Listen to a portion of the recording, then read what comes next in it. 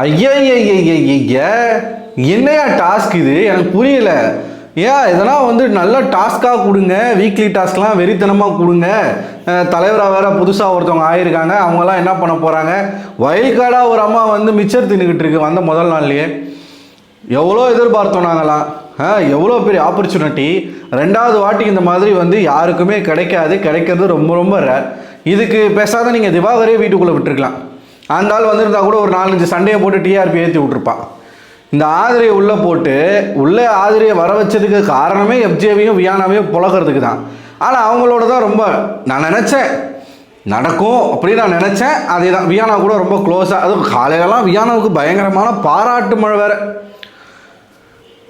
எதுக்குமா போன நீ ஆதிரி? இதுக்கு நீ போகாமே இருந்திருக்கலாமே. எந்த நம்பிக்கையில் மக்கள் உனக்கு ஓட்டு போடுவாங்க நீ நினைக்கிற? ஏங்க இருந்ததுக்கும் எதுவுமே பண்ணலை. உங்களை மக்கள் வந்து வெளியில் துரத்தி விட்டாங்க. எஃப்ஜே தான் அதுக்கு காரணம். ஆனாலும் ஒரு பொண்ணாக உனக்கு எங்கடி போச்சு அறிவு அப்படின்னு வந்து துரத்தி விட்டாங்க. வெளியில் போனீங்க, மக்களையே திட்டினீங்க, மறுபடியும் உள்ளே வந்திருக்கீங்க. வந்து எதனா பண்ணாதானே நாங்கள் ஓட்டு போடுறதுக்கு. இப்போ ஆதிரி நாமினேஷனுக்கு வந்துட்டாங்கப்பா, அவங்கள காப்பாற்றுங்க, அவங்க வந்து வேணும் அப்படின்னு பேசுகிறதுக்கு எதனா நீங்கள் பண்ணணும்ல. எதுவுமே பண்ணாமல் உங்களை வந்து நாமினேஷனில் இருந்து மட்டும் காப்பாற்றணுன்னா அது எப்படி? என்ன பர்பஸ்க்கு போகணுமோ அந்த பர்பஸை விட்டுட்டு நீ பாட்டு ஒரு தனியாக ஒரு ஜோனில் சுற்றிக்கிட்டு இருக்க. எனக்கு எல்லாமே தெரியும்னா விளையாடணும்ல. இது ஒரு பக்கம் இருந்தால் இன்னொரு பக்கம் பாருங்களேன், இவனுங்க பட்டிமன்றம் நடத்திக்கிட்டு இருக்கானுங்க. மக்களே, பட்டிமன்றம் பார்க்குறதுக்கு நாங்கள் ஏன்டா பிக் பாஸை பார்க்கணும்? எங்களுக்கெல்லாம் பண்டிகை அப்பப்போ வந்து சன் டிவிலையும் விஜய் டிவியில் எல்லா சேனல்லையும் பட்டிமன்றம் நடத்துவாங்கடா. அதை நாங்கள் பார்த்துக்க மாட்டோமா? சன் டிவிலலாம் சாலமன் பாப்பையா தலைமையில் பயங்கரமாக நடக்கடா பட்டிமன்றம். நீங்கள் எதுக்குடா அதெல்லாம் பண்ணுறீங்க? எனக்கு புரியவே இல்லை. இது பிக் பாஸ் ஷோ தானடா இது. அதுக்கு ஜஸ்டிஃபிகேஷன் இப்போ கண்டஸ்டன்ஸ் தான் எதுவும் பண்ண மாட்டேறாங்க அப்படின்னு பார்த்தா இந்த பிக் பாஸ் ப்ரொடக்ஷன் டீமுமே சாம்பாராக தான் இருக்குது. எதுக்கு இந்த பட்டிமன்றம்? இதன் மூலமாக நீங்கள் என்னத்தை கலட்ட போகிறீங்க அப்படின்னு மக்கள் கேட்குறாங்க. அதுவும் தலைப்பை பாருங்கள்.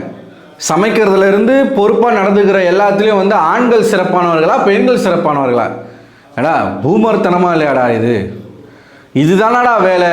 ஒரு பொண்ணுக்கு வந்து சமைக்கிறது, வீட்டை பொறுப்பாக பார்த்துக்கிறது மட்டும்தானடா வேலை? இது வந்து பின்னோக்கி கொண்டு போலையா? ஒரு பெண் அடிமைத்தனமாக இது தெரிலையா? இதில் வேறு நீங்கள் வந்து ஆண்கள் சிறந்தவர்களா பெண்கள் சிறந்தவர்களா? இப்போ போட்டி போட்டுக்கிட்டு நான் அதை செஞ்சேன், நான் இதை செஞ்சேன், ஒருத்த ஆரம்பிச்சிட்டான் பாருங்க. அன்னைக்கு காலையில் 6 மணிலேருந்து அதே மாதிரி சேம் டைலாக். பிக் பாஸை மதிக்கலை, பிக் பாஸை மதிக்கலை, பிக் பாஸ். இன்னும் எத்தனை நாளைக்கு இதை வச்சு ஓட்டிக்கிட்டு இருக்க போகிறான் அந்த விக்கல்ஸு? எப்பா இவன் விக்கல்ஸு நக்கல்ஸுன்றது ரொம்ப ரொம்ப விக்கல்ஸ்லாம் இனிமேல் அவனுக்கு கூப்பிடாதீங்க. உடம்பு முழுக்க வன்மோ நக்கல் தான்.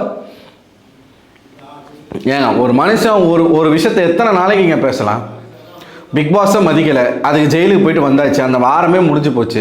இன்னமும் அது மூச்சு பிடிக்க வேற பெரிய மன்னர் பரம்பரை மண்ணாங்கட்டி பரம்பரை மாதிரி பேச்சு. அப்படியே ஒரு ராஜ தோரணையாக பேசுறது. சீச்சி சீச்சி சீச்சி அப்படிதான் வந்து நமக்கு இருக்குது. இதில் பார்த்தீங்கன்னா 2 ஜட்ஜி உட்கார வச்சிருக்கிறாங்க. அது பட்டிமன்றத்துக்கு ஜட்ஜு பார்த்தீங்களா? ஒன்று அரோரா, இன்னொன்று கமருதி. விளங்குமா இந்த வீடு? விளங்குமா இந்த வீடு? இது வீடா? இது எங்களுக்கு சுடுகாடு அப்படிங்கிற மாதிரி தான் வடிவேல் டயலாக் தான் நமக்கு ஞாபகத்துக்கு வருது. அந்த மாதிரி போட்டு உழப்பிக்கிட்டு இருக்காங்க இந்த ஷோக்குள்ளே. ஒருத்தரும் இந்த ஆதிரி எதனா கண்டென்ட் கொடுப்பாங்கன்னு நினச்சா ஏற்கனவே ஷோ டல் அடிக்குது. இதில் எக்ஸ்ட்ரா ஒரு வெயிட்டு வந்து நீ ஏமா சேர்த்து நீயும் டல் அடிக்க வைக்கிற அப்படின்னு தான் இருக்குது. ஒரு பூஸ்டப்பாக இருந்தாங்க. இந்த முகரக்கட்டைக்கு ஆதிரா பாட்டு வேற ஒரு கேடா. சீரியஸாக எனக்கு வண்டையாக திட்டணும் போல் இருக்குது. ஒரு பக்கம் டீமையும் திட்டணும் போல் இருக்குது, ஒரு பக்கம் கண்டஸ்டன்ஸையும் திட்டணும் போல் இருக்குது. ஸோ நீங்கள் அந்த ப்ரோமோ பார்த்தீங்கன்னா பார்வதியெல்லாம் வந்து பேசிக்கிறாங்க. சபரி வந்து பார்வதி என்ன சொல்கிறார் அப்படின்னு பார்த்தீங்கன்னா, கோவக்காவை கழுவாமல் சமைக்கிறது, உருளைக்கிழங்க அப்படியே வந்து வாஷ் பேஷனில் போட்டு அதை அப்படியே எடுத்து சமைக்கிறது, இந்த மாதிரியான வேலைகளை வந்து ஆண்கள் பண்ண மாட்டோம். பெருமை பாருங்கள் அதில். நாங்கள் சுத்தமாக சமைப்போம் அப்படின்னு சொல்லிட்டு ஒரு பக்கம். இந்த பக்கம் உடனே பார்வதிக்கு பேச சொல்லி தர வேண்டிய அவசியமே கிடையாது, அவங்க ஒரு பக்கம் பேசுகிறாங்க. அடுத்துதான் விக்கல்ஸ் வராப்பில். பிக் பாஸ் பேச்சை மதிக்காமல், வீட்டை ஒழுங்காக பெருக்காமல், என்றைக்குமே நாங்கள் வந்து அந்த மாதிரி ஜெயிலுக்கு போனதில்லை. ஏடா என்னடா பேசுகிற? வாய் இருக்குன்றதுக்காக என்ன வேணாலும் பேசலாமா? அப்போ இத்தனை நாட்களாக ஆண்கள் ஜெயிலுக்கு போன காரணம் என்ன? கானா வினோத் ஏன் போனார்? எஃப்ஜே ஏன் போனார்? எஃப்ஜே 2 வாட்டி போயிட்டாரு. அதுக்கெல்லாம் என்ன காரணம்?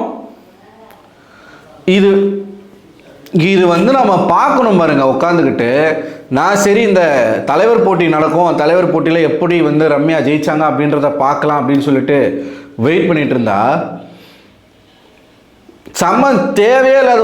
ஐயா நான் வந்து சீரியஸாக சொல்கிறேன், இந்த வீக்லி டாஸ்க் வந்து ஸ்ட்ராங்கான டாஸ்க்காக கொடுத்துருங்க.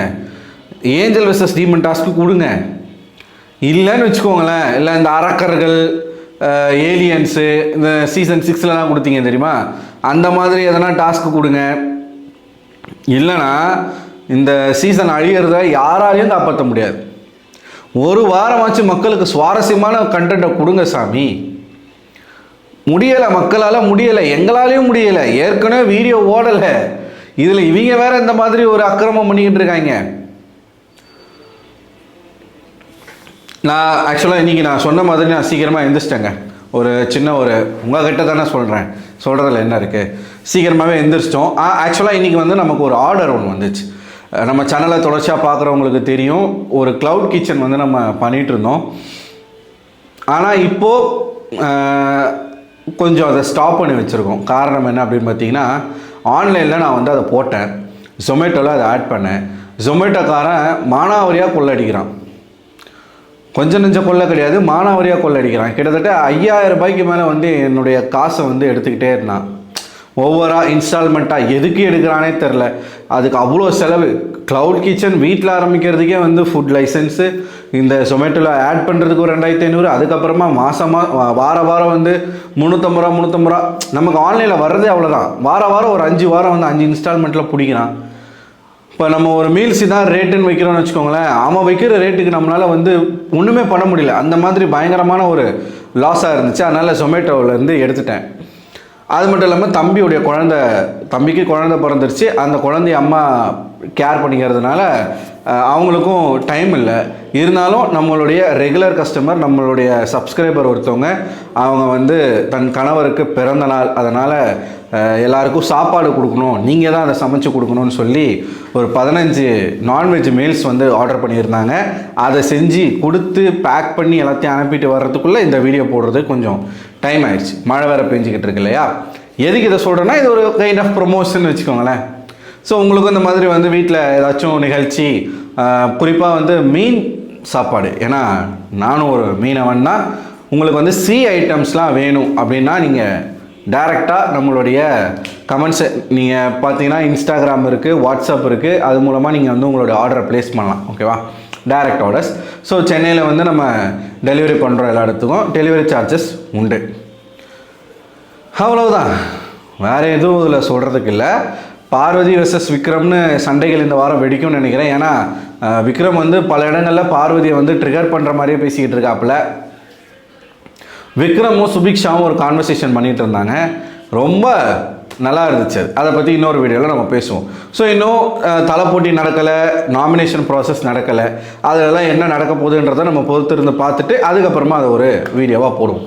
ஸோ நீங்கள் என்ன நினைக்கிறீங்க, இந்த ப்ரோமோ தேவையா? எனக்கு கேட்டால் இந்த டாஸ்கே தேவையில்லை. இதுக்கு பதிலாக நீங்கள் வந்து யார் சிறந்த போட்டியாளர், இந்த வீட்டில் இருக்கிறதுக்கும் வெளியில் போகிறதுக்கும் இவங்க தகுதியானவர் அப்படின்ற மாதிரி ஒரு டிபேட் ஷோ வச்சுருந்தீங்கன்னா நல்லா இருந்திருக்கும். வீட்டு வேலை செய்கிறதுல ஆண்கள் சிறந்தவர்களா பெண்கள் சிறந்தவர்களான்னு கேட்டால் பூமராடா நீங்கள் தான் கேட்க தோணுது. அந்த மாதிரியான ஒரு டாஸ்க் தான் இது. நான் அப்படி தான் அதை பார்க்குறேன். ஸோ நீங்கள் என்ன நினைக்கிறீங்க மக்களே? உங்களோட கருத்துக்களை மறக்காமல் கமெண்ட் பாக்ஸில் கமெண்ட் பண்ணுங்கள். இந்த வீடியோ பிடிச்சிருந்தால் இந்த வீடியோ லைக் பண்ணுங்கள், உங்கள் நண்பர்களுக்கும் ஷேர் பண்ணி விடுங்க. ஷேர் பண்ணலனாலும் ஒரு சப்ஸ்கிரைப் பண்ணி விடுங்க. அடுத்த ஒரு வீடியோவில் உங்களை சந்திக்கிறேன். அதுவரை உங்களிடமிருந்து விடைபெறுவது நான் அரவிந்தன்.